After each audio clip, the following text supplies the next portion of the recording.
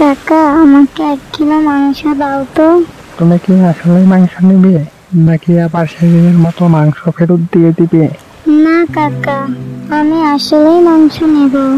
তাহলে তোমাকে যে আগে টাকা দিতে হবে। কাকা, এই নেন টাকা।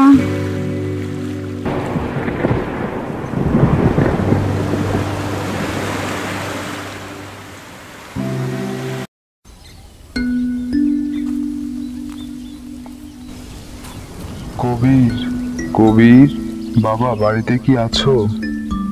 বউ, দেখে তো কে এসেছে।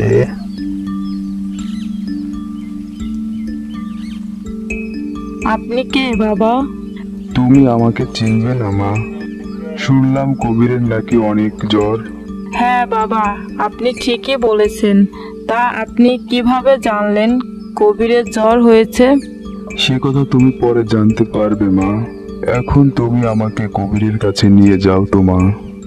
আপনি আমার সাথে আসেন বাবা।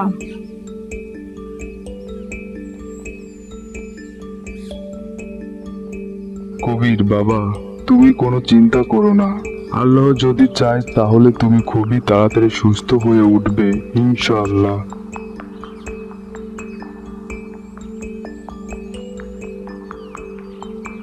বাবা, আপনার হাতে কি যেন মোজেজা আছে। আপনার হাত আমার কপালে লাগতেই আমার শরীরের জ্বর যেন পালিয়ে গেল। এখন তো আমি সুস্থতা অনুভব করছি। কবির বাবা, আমি এখান থেকে যাওয়ার পরেই তুমি উঠে বসবে। আল্লাহ আমার ওসিলায় হয়তো তোমাকে শেফা দান করবেন।